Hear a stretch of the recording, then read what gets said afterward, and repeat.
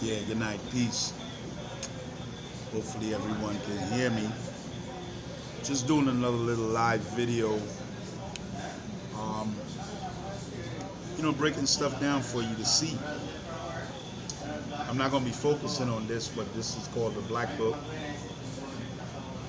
A very great book for you to get, for you to understand what happened to us in slavery. All the way up to now, the things that we did as a people in North, Central, and South America. But what do I really want to focus on right now? I want to bring some excerpts to you. This one was done by a brother by the name of Karash, very great brother, and so forth, like that. Breaking down the tribes, right? How we got to the lands, time spans, like Christ is born in BC, 4 BC to 1 AD. This is like complete. This brother really goes into it, biblical history and so forth, like that, breaking down everything that happened to us with the Arabs, religions, the other nations and stuff like that.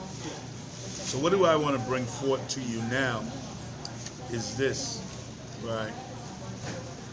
So the first part I want to expound about is a century of U.S. military interventions, right? A century of U.S. military interventions all over the world.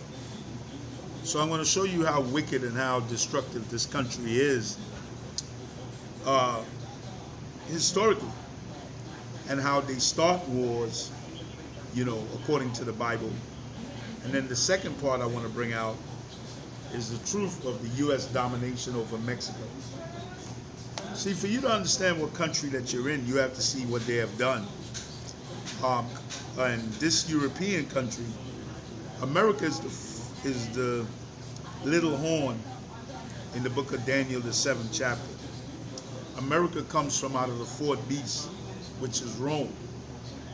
Okay?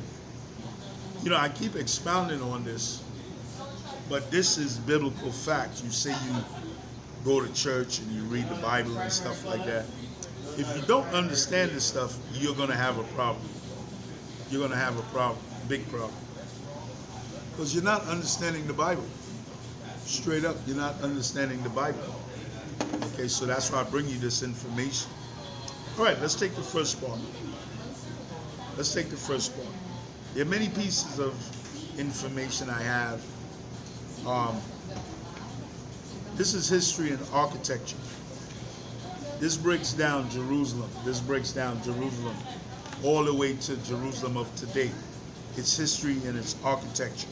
How did it get built to the very foundation that it is today? This booklet right here is Indian American or Jews Happy Thanksgiving. It's breaking down that Thanksgiving is a lie, okay? It's breaking down its culture, its history, where did it come from, who created it, and so forth like that. All right, so let's go to part one. So I'm not going into the Bible too much. I'm just giving you historical fact as to what the United States, that which is called in the Bible, which is called Babylon the Great. So I'm going to break down all these wars that they started. 130 military interventions from 1890 to 1999. So this country's been busy taking down countries, setting up countries, attacking. And that's why she has something called a capitalistic system. She capitalizes on other people, on other nations. Okay, so let's pick it up. South Dakota, 1890. Troops, 300 Lakota Indians massacred at Wounded Knee. Argentina, 1890. Troops, Buenos Aires interests protected. Chile, 1891. Troops, Marines clash with nationalist rebels. Haiti, 1891. Black workers revolt on U.S. claim Navassa Island defeated. Idaho, 1892. Troops, America suppresses silver miners strike. Hawaii, 1893. Naval troops, independent kingdom overthrown, annexed. So now they took over Hawaii. See that? They took over Hawaii, right? Chicago, 1894. Troops, breaking of railroad strike, 34 killed. Nicaragua, 1894. Troops, month-long occupation of Bluefields. China, 1894-95. Naval troops, Marines land in Sino-Japanese War. Korea, 1894-96. Troops, Marines kept in Seoul during the war. Panama, 1895. Troops, Marines land in Colombian province. Nicaragua, Marines land in the port of Quarantino. China, 1890-1900. Boxer rebellion fought by foreign armies. Philippines, 1898-1910. Seized from Spain, killed 600,000 Filipinos. This is America, people. All right. Let's go Cuba, 1898-1902. Seized from Spain, still hold Navy base. Puerto Rico, 1898. Naval troops seized from Spain, occupation begins. You understand? So this is America. This is how she got these places called Puerto Rico, Hawaii, all these different countries. Guam, naval troops seized from Spain, still used as a base. Minnesota, troop armies battled Chippewa at Leech Lake. Okay. Nicaragua, 1898, troops. Marine lands at port of San Juan del Sur. Samoa, troops battle over succession to throne. Nicaragua, 1899, troops. Marines land at port of Bluefields. Idaho, 1899-1901. Army occupies Coeur d'Alene mining region. Oklahoma, 1901. Army battles Creek Indian Revolt. Panama, 1901-1914. Naval troops broke from Colombia, 1903. Annexed the Canal Zone, 1914 to 1999. See that? So the history of this country is to be a tyrant, and to be a bully, and to be an oppressor. And they don't care who they kill. Let's go. Honduras. Let's go Panama. 1901-1914. Troops broke off from Colombia. 1903, annexed Canal Zone. 1914-99. Honduras, 1903. Troops, Marine intervention in revolution. Dominican Republic, 1903-04. Troops, U.S. interests protected in revolution. Korea, 1904-1905. Marines land in Russian-Japanese War. Cuba, 1906 to 1909. Troops, Marines land in democratic election. Nicaragua, 1907. Dollar diplomacy protectorate set up. Honduras, 1907. Marines land during war with Nicaragua. Panama, 1908. Marines intervene in election contest. Nicaragua, 1910. Marines land in Bluefields and Quarantino. Honduras, 1911. U.S. interests protected in Civil War. Cuba, 1912. U.S. interests protected in Havana. Panama, 1912. Marines land during heated election. Honduras, 1912. Marines protect U.S. economic interests. Nicaragua, 1912 to 33. Bombing, 20-year occupation, they fought the guerrillas. So this is where you get MS-13 from. So you ever hear about MS-13? Well, this is where you get this from. because they have destroyed other nations in Central and South America. And the people now, the indigenous people, are poor, and they've killed the indigenous people. Mexico, 1913. Americans evacuated during revolution. Dominican Republic. Fight with rebels over Santo Domingo. Colorado, 1914. Breaking of miners' strike by army. Mexico, 1914 to 1918. Series of interventions against nationalists. Haiti, 1914 to 34. Bombing, 19-year occupation after revolts. Dominican Republic, 1916 to 24. 8-year Marine occupation, United States. Okay? So, the assessment is that she's guilty. Okay? Cuba, 1917 to 33. Military occupation, the economic protectorate. World War I. Ships sunk, Fort Germany. Russia, 1918 to 22. 5 land-ins to fight the Bolsheviks. Panama, troops. Police duty during unrest after elections. Yugoslavia, 1919. Marine intervention for Italy during Serbs in Dalmatia. Honduras, troops, Marines land during election campaign. Guatemala, 1920. Troops, 2-week intervention against Unionists. West Virginia, 1920 to 21. Bombing, America, the Army intervenes against mine workers. Turkey, Fort Nationalists in Smyrna. China, 1922. Deployment during nationalist revolt. Honduras, 1924-25. Troops landed twice during election strife. Panama, 1925. Marines suppressed general strike. China, 1924 to 27. Marines stationed throughout the country. El Salvador, naval warships sent during Fabundo Mati revolt. Washington, D.C., 1932. Army stops World War I Vietnam bonus protest. World War II, 1941-45. Naval troops bombing nuclear fort Axis for 3 years, first nuclear war. Detroit, 1943. Army puts down black rebellion. See, they're not going to let you go. Iran, 1946. Nuclear threat. Soviet troops told to leave North Iranian Azerbaijan. Yugoslavia, 1946. Response to shooting down of U.S. plane.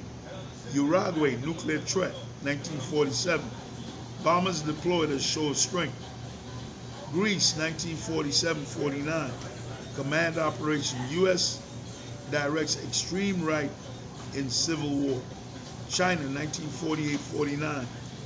Marines evacuate Americans before communist victory. Let's talk Germany, 1948.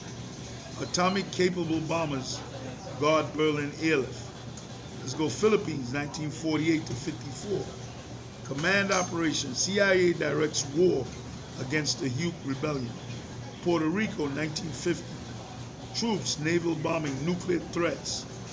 Independence Rebellion crushed in Ponce. Okay, Korea, 1951-53. U.S. and South Korea fight China and North Korea to a stalemate. A bomb threat in 1950 versus China still have bases. Iran, 1953, command operation. CIA overthrows democracy, installs the Shah of Iran. This is historical fact. Go and look this stuff up, man. This is the country we reside in. A bunch of killers, you know, all strictly for the rich. That's what you reside in. Now, you got to deal with it, but all I'm doing is I'm bringing you historical fact, okay?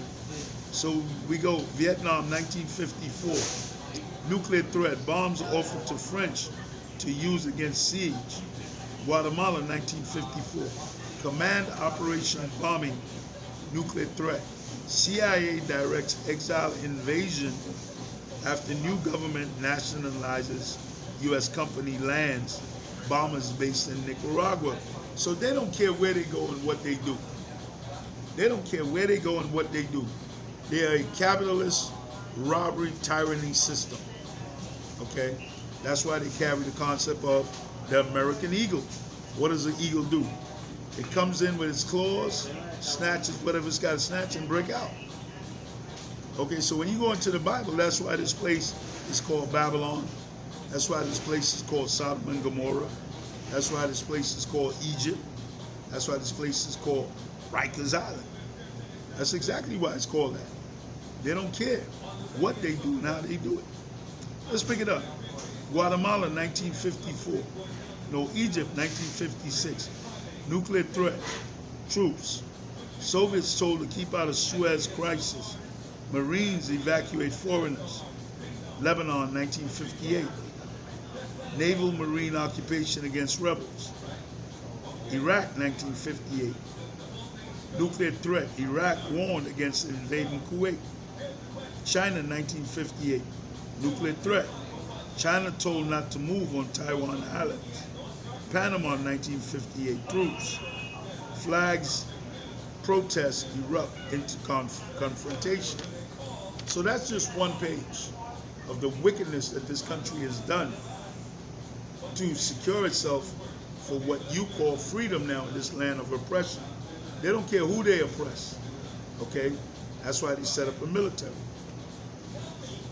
So if you go to part 2 now, you have Vietnam, 1960 to 75, troops, naval bombing, nuclear threats, Fort South Vietnam revolt, North Vietnam, 1.2 million killed in longest U.S. war, atomic bomb threats in 1968, 69, Cuba, 1961, command operation, CIA directed, exile invasion fails. Germany, 1961, nuclear threat, alert during Berlin Wall crisis. Cuba, 1962, nuclear threat, naval blockade during missile crisis, near war with USSR. So this is taking you back into history now, okay? So now you see the blood that is on the fingers of these people, man, that rule this country. Now you see the blood, you understand, of all the lands that they have invaded for their policies, okay? So, Detroit, 1967, Army battles blacks, 43 killed. See, they're not gonna let us go, okay? That's Detroit. United States, 1968, after King is shot, over 21,000 soldiers in cities. Cambodia, bombing troops, naval, over 2 million killed in decade of bombing, starvation, and political chaos. Oman, 1970. U.S. directs Iranian Marine invasion. Laos, 1971-73. Command operation bombing. U.S. directs Vietnamese invasion. Carpet bombs the countryside. See that? You know what carpet bomb is? They use B-52 Stratofortress bombers. These are huge airplanes. And when they drop the bombs, it's like they laying carpet. They just dropping hundreds of bombs, man. That's why the Bible tells you that the devil shall bring fire from the sky. And that's what they did, carpet bombing. Let's go. South Dakota, 1973. Army directs wounded knee siege of Lakotas. See that? They don't care who they kill, man. Who they kill. They don't care who they kill. Okay? So, this is the 130 U.S. military interventions worldwide. So that's one. Let's go to the second one. Let's go to the second one of more information as to how deadly this country is and the people that work for it. Okay, that love, they always talk about go back to your land. Meanwhile, their land is damn Europe. That's why they call Caucasian. Okay? They always telling you to go back to your land. Well, where is their land? Do you know where the Caucasus Mountains is? You know where the Caucasus Mountains is? That's where they belong. They don't belong here. They're not the original people here. They're not the original people. Okay? So here's part 2. The truth of U.S. domination over Mexico. Okay, so now we're not talking about the conquistador Mexicans. We're talking about the indigenous people of Mexico, the brown-skinned people. That's who we're talking about. The ones that Trump and all these bums didn't want to let in across the border. You understand? Their racist-ass policies. Okay, that's the ones we're talking about. The true indigenous Mexicans. Now, we're going to go into this and break it down. See, I'm going to bring you the truth, man. I'm not going to bring you no lies. I'm not going to fabricate. I'm not going to sugarcane nothing. You know, it's either you deal with it, you like it, or you don't. It don't matter to me. It don't matter to me. Whichever way you want it, I'm going to bring you the truth. Part 1, a cornerstone of the U.S. empire. See that? The United States empire. The United States is not made up of the indigenous people, okay? You're slaves and servants and workers. The United States is made up of the Europeans that took this country through blood and warfare, and then told you to vote, okay? Let's see what it says. So I got a bunch of stuff highlighted out, okay? Got a bunch of stuff highlighted out. I'm gonna bring you the truth. There we go. For decades, the poor peasants of Chiapas have been pushed off farmland by the rich and powerful plantation owners. See that? We still working as slaves, man, even down in Mexico. They have been forced to work for less than survival wages on large cotton and coffee plantations, or to migrate to the cities to scrape out a living. See that? So now your ribs is touching. Aren't you going to fight back? See, a lot of you hate the truth, man. A lot of you hate the truth. Okay? A lot of you hate the truth. You're living good. You got your good corporate jobs. You know what I'm saying? You don't think about nobody else. You know what I'm saying? But all our people suffer. All our people suffer. Basta ya. Since 1980, during the remaining jungle and forests in Chiapas have been lost to cattle ranching and the commercial exploitation of precious woodlands. Basta ya. In Chiapas, protesters met with arbitrary killings, beatings, rapes, and murders by hired guns. See that? In Chiapas, 75% of the children are malnourished. Meanwhile, we find that Purina and Nestle have set up food processing plants in Chiapas for their profitable export business. The Mexican government has responded with savage brutality to this uprising. We learned that in their attempt to crush this rebellion, the armed forces have been using helicopters supplied by the United States, supposedly to fight the war on drugs. Once again, U.S. imperialism has blood on its hands. See that?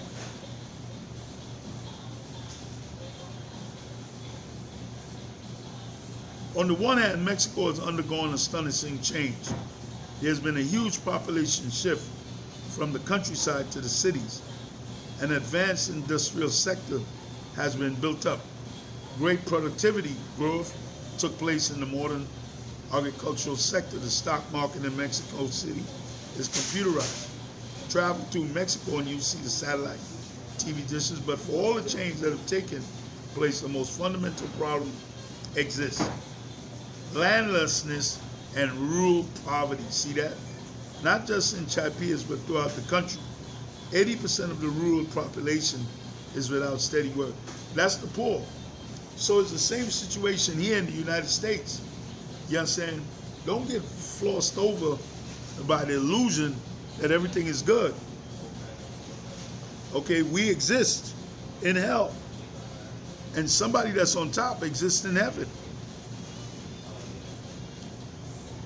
80% of the rural population is without steady work. And at the time of the 1910 revolution, 1/4 of Mexico's fertile land was owned by foreigners. That changed by the start of Salinas Bank in 1988. The World Bank, the international financial development agency, dominated by the United States, issued a report on Mexican agriculture. It called on the new government to, quote, liberalize agriculture and produce products of commercial value instead of basic food crops. Basically, the World Bank was setting conditions under which Mexico would qualify for financial assistance. Today, Mexico is less able to feed itself than it was in 1910. So who really controls agriculture? The Mexican government sports all kinds of populist rhetoric, but the fact is the distribution of wealth in Mexico, by which I now mean how wealth is divided among different income groups, remains as unequal today as it was in 1910. See that? So people are now want to come across the U.S. border. If you can't find job or food or to be able to take care of your kids, what do you think you're going to do? If your ribs is touching, somebody got to pay up. Somebody got to pay up. For all the industrialization that's taken place, Mexico still can't produce the equipment and machinery it needs for its manufacturing industry. This has to be imported. Of course, Mexico's development path has led to new problems, like the fact that Mexico City is an environmental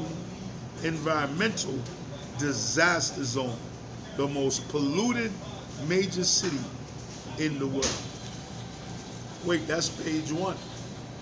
So I'm breaking down to you what America has done and the Spanish conquistadors, who are all Europeans or Edomites in the Bible.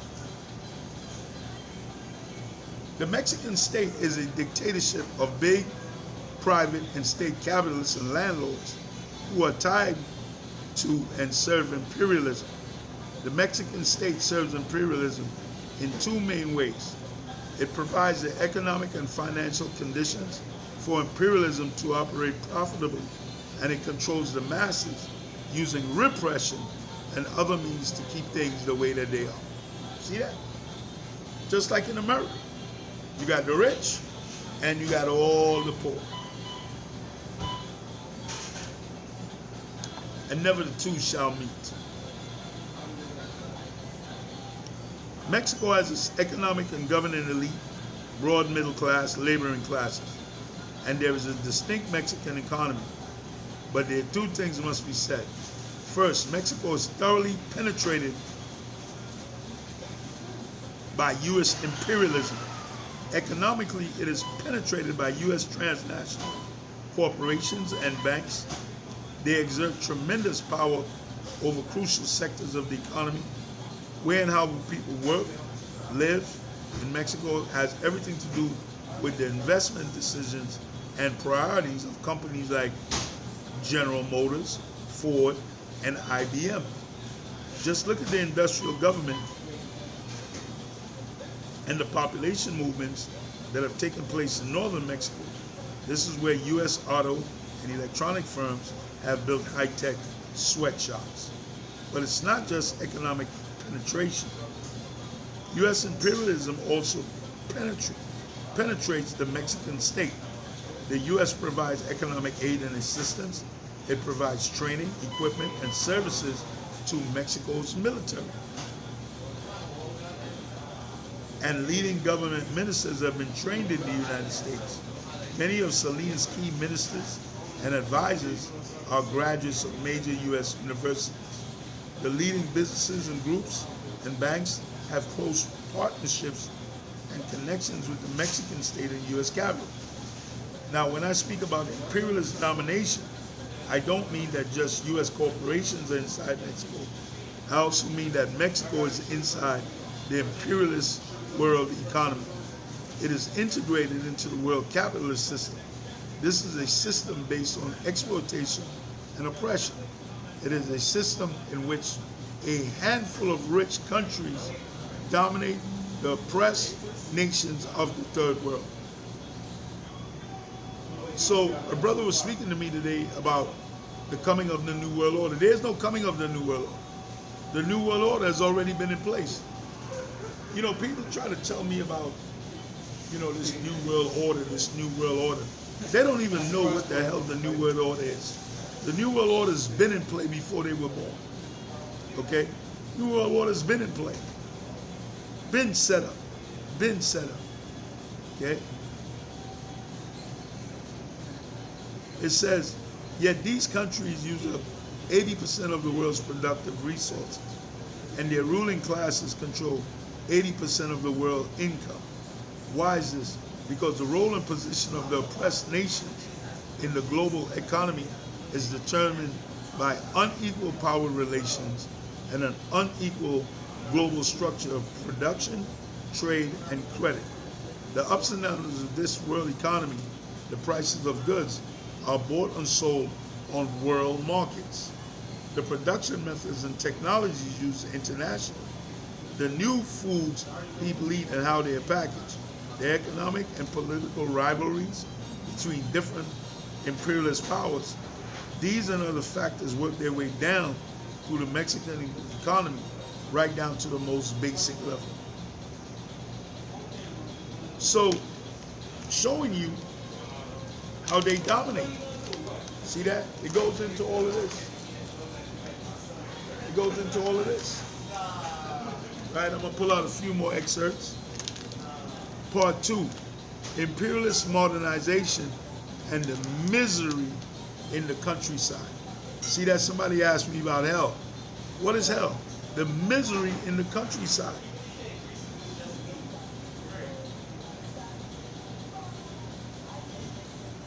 So this is what we're dealing with. So just giving you a short, hopefully it'll open your eyes, and may the Lord show you some peace.